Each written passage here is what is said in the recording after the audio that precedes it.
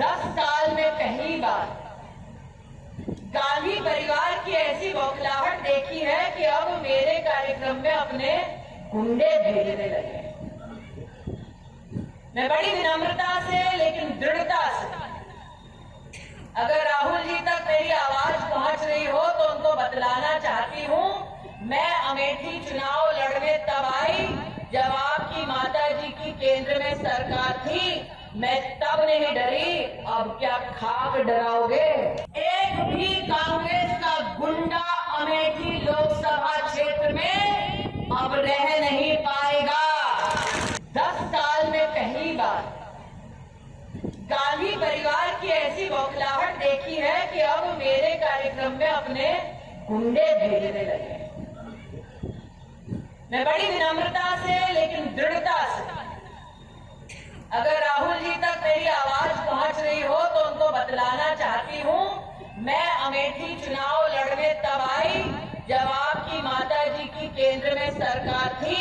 मैं तब नहीं डरी, अब क्या खाक डराओगे? एक भी कांग्रेस का गुंडा अमेठी लोकसभा क्षेत्र में अब रह नहीं पाएगा। 10 साल में पहली बार गांधी परिवार की ऐसी बौखलाहट देखी है कि अब मेरे कार्यक्रम में अपने गुंडे भेजने लगे। मैं बड़ी विनम्रता से लेकिन दृढ़ता से, अगर राहुल जी तक मेरी आवाज पहुंच रही हो तो उनको बतलाना चाहती हूं, मैं अमेठी चुनाव लड़ने तब आई जब आपकी माता जी की केंद्र में सरकार थी। मैं तब नहीं डरी, अब क्या खाक डराओगे? एक भी कांग्रेस का गुंडा अमेठी लोकसभा क्षेत्र में अब रह नहीं पाएगा। 10 साल में पहली बार गांधी परिवार की ऐसी बौखलाहट देखी है कि अब मेरे कार्यक्रम में अपने गुंडे भेजने लगे।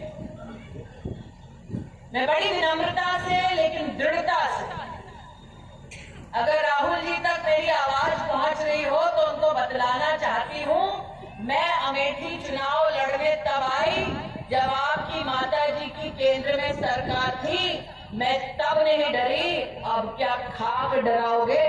एक भी कांग्रेस का गुंडा अमेठी लोकसभा क्षेत्र में अब रह नहीं पाएगा।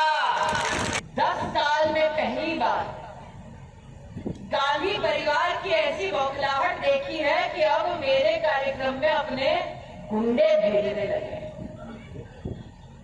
मैं बड़ी विनम्रता से लेकिन दृढ़ता से, अगर राहुल जी तक मेरी आवाज पहुंच रही हो तो उनको बतलाना चाहती हूं, मैं अमेठी चुनाव लड़ने तब आई जब आपकी माता जी की केंद्र में सरकार थी। मैं तब नहीं डरी, अब क्या खाक डराओगे?